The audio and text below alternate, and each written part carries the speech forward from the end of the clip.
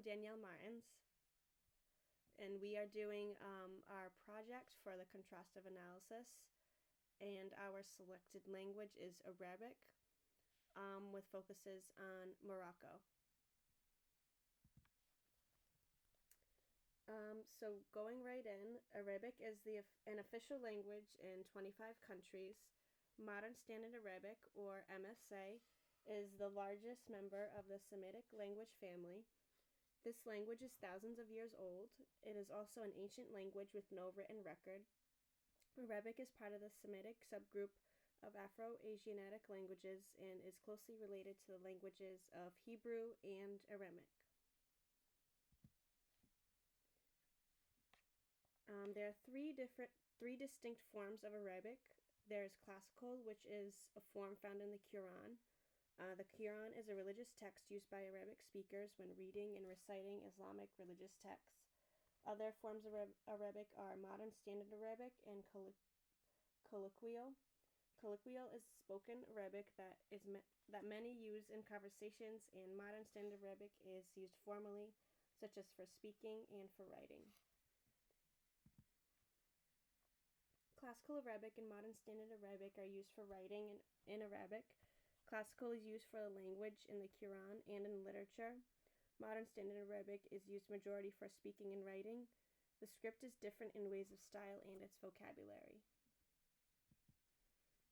The consonant alphabet has 28 letters and 3 vowels, including long and short vowels. Some additional letters are used when writing place names or foreign words, which contain sounds that do not occur in Standard Arabic. Words are written from right to left, while numerals are written from left to right. Most letters can change form depending if they appear at the beginning, middle, or end of a word, or on their own. There are also joined letters used in handwritten and printed Arabic. The writing system, the next slide. The writing system for Morocco is slightly similar to Modern Standard Arabic, but it differs vastly. Moroccan Arabic uses a variety of Maghrebi Arabic for everyday conversations. Most words are borrowed from Berber, French, and Spanish. Moroccan Arabic is used rarely in writing, but is used more for poetry, newspapers, magazines, and for everyday conversations.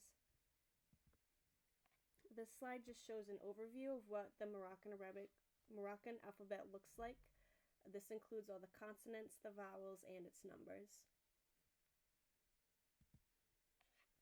There are several regions around the world who speak Arabic, but they all differ in dialects.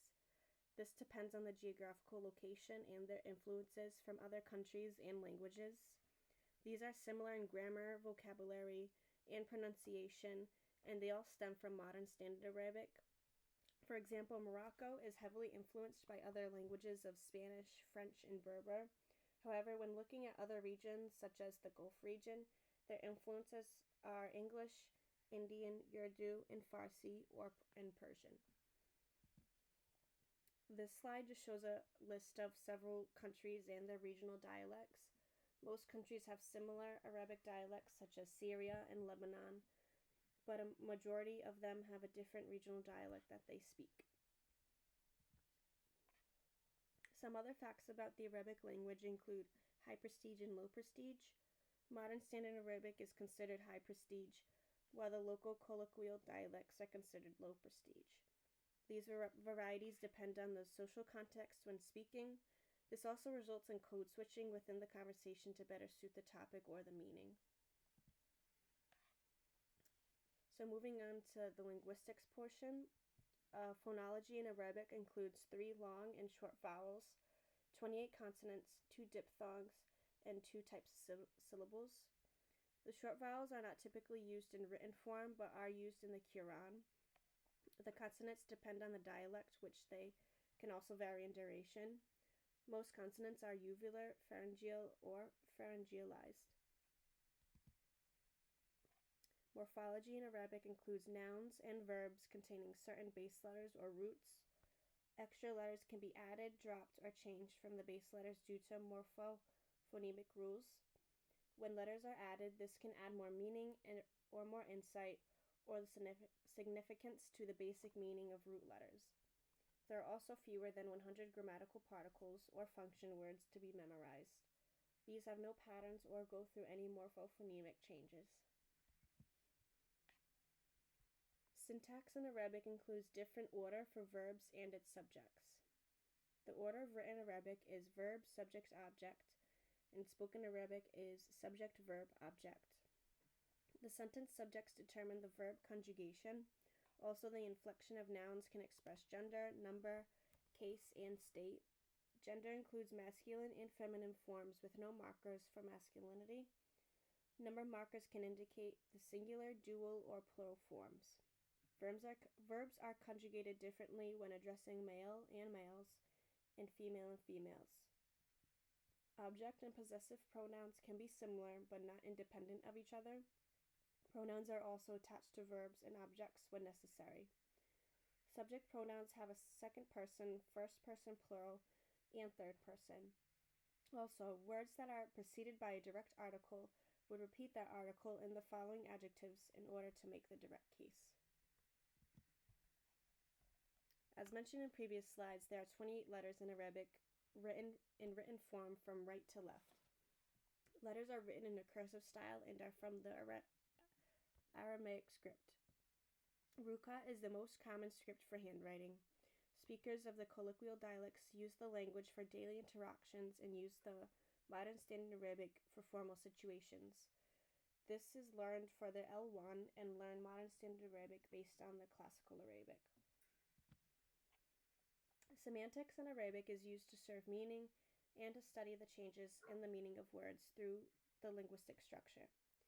The meaning of words changes according to the word position in a sentence. This is developed to mirror the social and intellectual life of speakers. Semantics also involves the generalization of specific references, such as the gender, specifying general references, and semantic transitions. Since the evolution of social and cultural life, there have been influences of changes in the meaning of semantic elements. Pragmatics in Arabic is used for its intentions, purposes, and diverse situations. In order to meet the needs of the speaker, the listener must be eager to understand what the speaker is saying. Speakers can express the language influentially by using a variety of language forms and words. The meaning of words involves the context in which they come with and how it is structured and organized. Also, in order to understand linguistic expression, the context must be expressed for words that come before or after the word, phrase, or sentence, and how the context can support the listener to understand the intended meaning. When we are comparing the components of Arabic to English, when it comes to comparing these two, they're vastly different in their forms, phonetics, and orthography. Firstly, as Danielle mentioned, Arabic has 28 letters compared to the English of 26. English has 5 vowels, A, E, I, O, and U, which can be either short or long depending on the word. These vowels can also be put together to make vowel teams and also make those different sounds. However, in Arabic, they have 3 long vowels that can extend a word and 3 what we would call short vowels, but they may not always be written and are more assumed in conversation.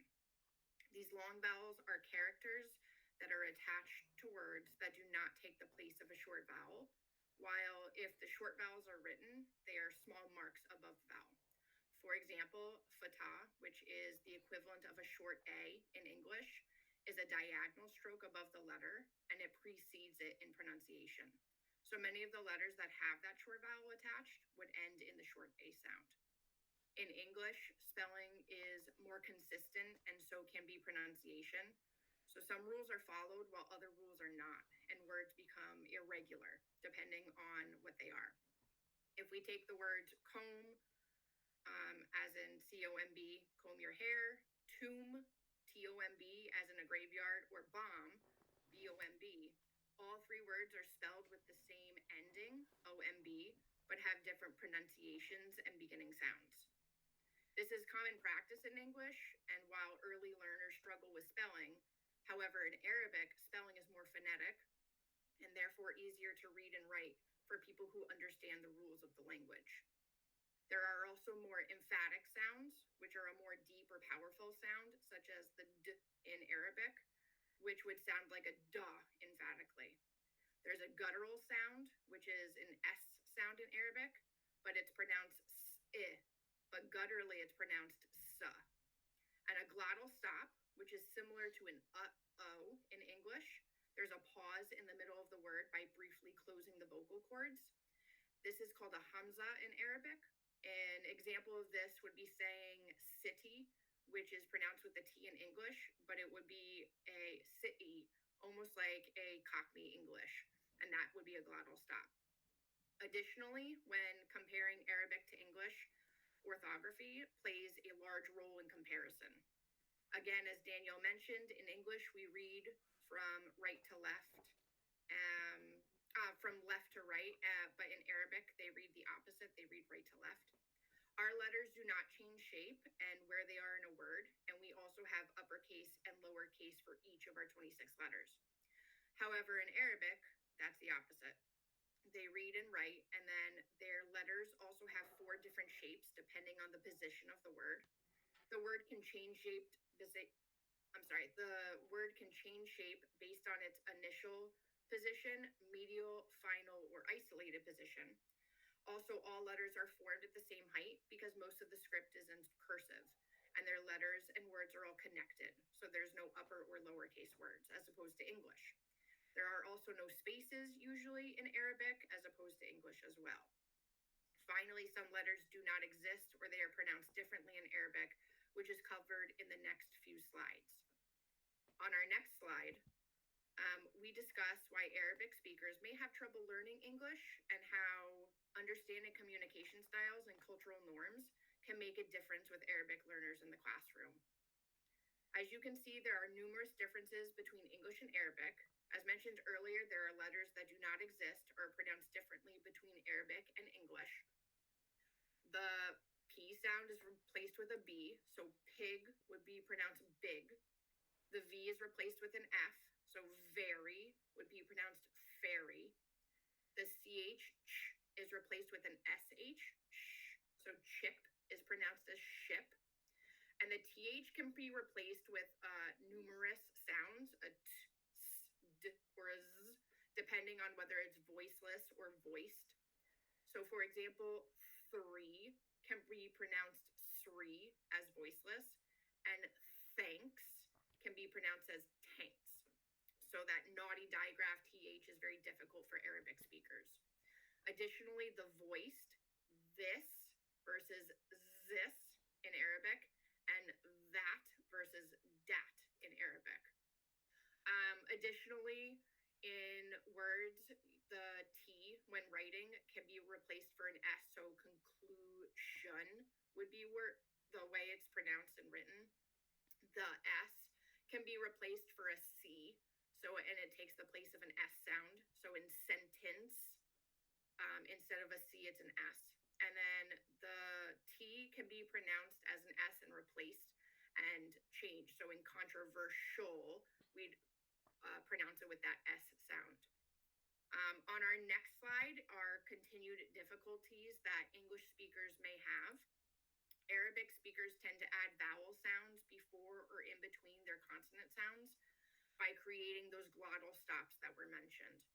Also, consonant clusters do not exist in Arabic, so a word like spring that has that tri-blend of SPR is not something found in Arabic, so students may add a vowel in front of it and pronounce it as ispring. Additionally, silent letters are also not found in Arabic. So take the word design, that when spelled out in English has a silent G. An Arabic speaker may have trouble pronouncing this word as they do not understand the concept of silent letters and may pronounce the G.